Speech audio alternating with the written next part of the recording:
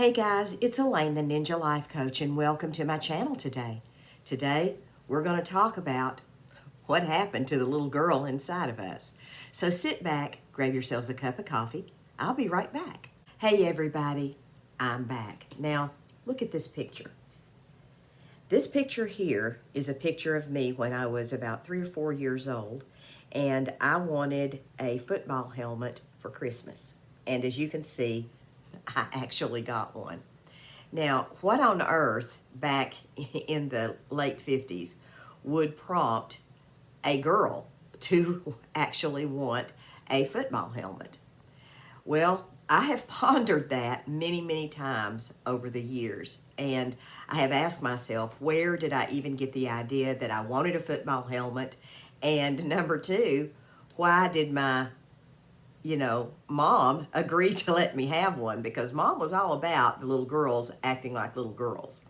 So I can only suggest that my dad probably prevailed in this picture and was like, get the kid a football helmet. At any rate, we're going to talk about what happens to our hopes and dreams as we grow up. Now, I never really had a burning desire to be a football player. But I did have a burning desire to protect myself from a young age. And there were a lot of things that happened to me at a young age that gave me that desire for self-preservation. Now, I don't think my story is that different than most women in the world today. I believe that most women in the world today have had, we've had our dreams and hopes shattered and smashed. And I think part of that is growing up. And part of it is just being, growing and becoming who you actually are as an adult. And some dreams actually need to be shattered. But one thing that I have been thinking about a lot lately is this kid who wanted this was not afraid to be different.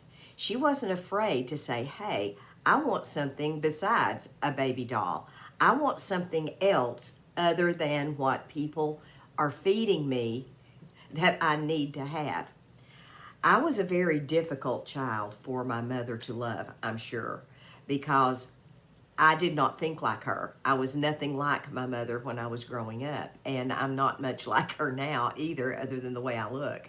I believe that growing up in the 60s and 70s, when there was so much upheaval, so much change, so many roles that were questioned, I think that had a tremendous impact on us old ladies today. And the fact that I actually wanted this, and this was something that I aspired to have, really says a lot about how things were kind of changing. The times they are a-changing. And I think we're seeing something very similar today in the shift, not just in gender roles, but in everything that we had held on to as near and dear to our hearts.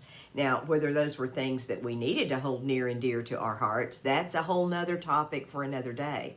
But I truly believe that organisms, which we are, that do not adapt to change, don't last very long. So while there are things in the world that are forcing us to adapt to change, and look, folks, that's okay. Now, there's nothing wrong with change. Change is good, but it's always painful because nobody really wants to change. Nobody does. I don't. I want things to go on and stay the same way they are year after year after year because it requires absolutely nothing of me. But if we embrace the fact that there's going to be change, and there are going to be things that we have to change with the times, then I think our lives will be happier and more productive. Now, having said that, let me say this. There is one thing in our life that does not change, and that is God's Word. God's Word does not change. It doesn't. I don't care if it's written on a napkin or papyrus or if it's written in a book. God's Word does not change. It's going to stay the same today and forevermore. And in this world where there are things that constantly change, it's good to have that one constant in our lives that we can go to sometimes, ladies, we just don't know which way to turn because things are in such an upheaval. Now, like I said before, some things need to be overturned. I'm going to be truly honest with you all, and I believe that the roles of women in the church need to be, changed. I think that for too long, women have had to take a back seat to things when I don't believe the Bible teaches that, and I don't think God ever intended that. Now, are men and women different? Of course they are. Do they have different roles to play? Yes, they do. But one role is not better or worse than the other. I don't think the Bible teaches men are superior to women, nor does it teach women are superior to men. I am very pleased to see women being given more leadership roles in the church. I think it's needed. I think it's necessary. I think if they had a role in the early church, which they obviously did, they need to have a role in the church now. One thing this picture never fails to remind me of is this is very similar to the helmet of salvation that we're given when we are born again. The helmet of salvation protects our minds. It protects us from the attacks of the enemy because the battlefield that we fight with the devil is right here. It's between our ears. And this is where the enemy comes against women to tell us that we are too much, that we're not enough, that you're extra, you're this, you're that, you're lacking in some way. That's where the battle comes. And folks, oftentimes we are very, very quick to crucify one another. And especially, I've noticed this with the ladies, we are quick to, really just be mean to one another, instead of sitting back, taking a step back and honoring one another as part of the female gender. I do think we somehow need to reconcile what our hopes and dreams were when we were little to where we are now. And we need to make sure that our minds are covered with a helmet, much like in that picture. We need that helmet of salvation, and that's the lens through which we need to view life. Yes, there are more weapons besides the helmet of salvation, but this picture's only has one thing at a time, ladies. Maybe I'll do the sword of the Spirit next week. But whatever it is that we need to do to get back this type of spunk, this type of fight, that type of feistiness, that type of just sheer rising up and saying, I'm not going to take it anymore. This far shall you go and no further. As God said to Job, where were you when I told the oceans to only go this far? This far shall you come and no further. We need to develop a sense of that with the devil when he comes into our lives. We need to say, this far are you coming and no further. No further, not an inch, not a millimeter, not a centimeter. No, this is it. We're done with you. At the end of the day, does it really matter today what happened back here? Doesn't. There's not a thing I can do to help that little girl right there. Nothing. But there's a lot I can do to help this old lady right here. And I can start with protecting my mind. I can start with guarding what comes into my spirit. And I can start by getting a hold of some of the dreams and the hopes that this little gal had and saying, you know what? That was a pretty feisty kid. And whatever it was that she wanted to do, let me just take a piece of that and put that into my life and inject that into my life today and become the grown woman that God has created me to be.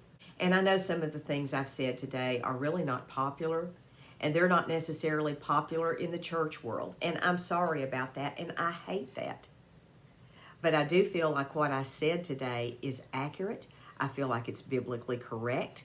And I feel like that at the end of the day, it doesn't really matter what I say. It matters what does God's word say.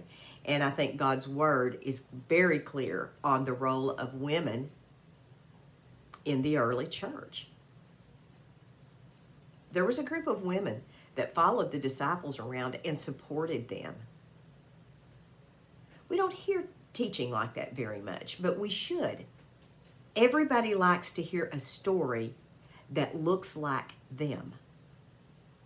And if we hear women's stories taught from the pulpit, it's usually the Virgin Mary, which the Magnificat, I'm not saying you can't beat that. That's the most beautiful song ever. So that, we hear that. We hear Rahab, which that's another great story. Or we hear Ruth. Maybe Esther. If we're lucky, we get Esther for a bonus. So I'm not saying all this to be contentious or anything like that, but we need to change our perspective, the way we looked at some of these biblical heroines. I would love to come into church one Sunday and hear a story about Jael that took a tent peg and drove it clean through the guy's head into the ground. What was her motive? Why did she do that? Let's talk about the culture of that. Because I do believe that the hostility that women face today are very much like what was going on back in biblical times.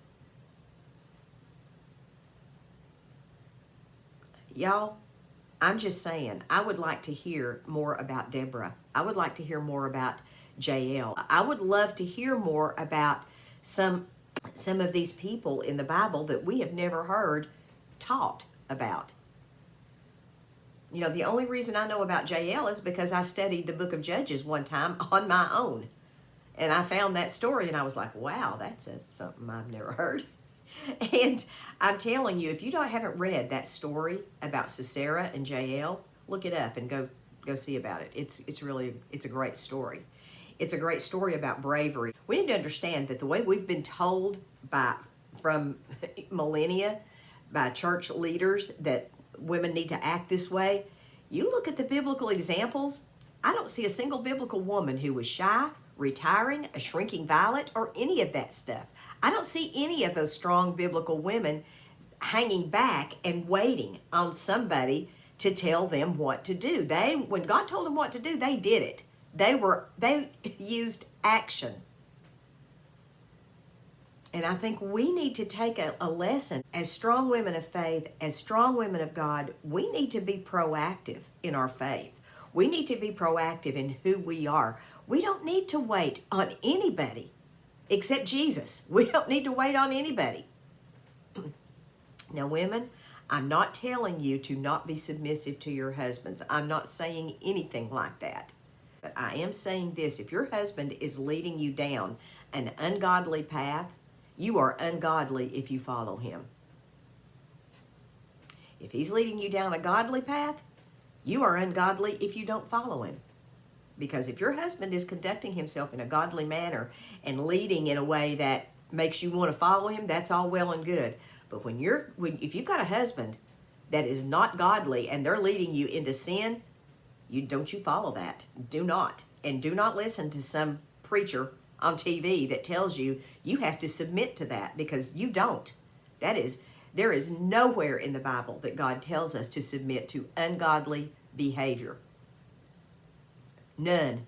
Do what God tells you to do, and really, I wouldn't give a whole lot of thought about whether or not it's going to make somebody happy. You do what God tells you to do. God is not concerned about our happiness, okay? God is concerned about our joy. God is concerned about our peace. God is concerned about our long suffering. He's concerned about our goodness, our kindness, our gentleness, our love. Those are things he's concerned about. The Bible never tells us anywhere to be happy. Never. Not one time. But the Bible does encourage us to be disciples, to follow him, and to develop the fruits of the Spirit. Happiness is not one of the fruits of the Spirit. Happiness can deceive you. Joy never will. Guys, I hope you all have a wonderful day. God bless you all. I'll drop a link down in the description box to everything I do, plus my contact information. See you guys later. God bless. Maranatha, everybody. Bye-bye.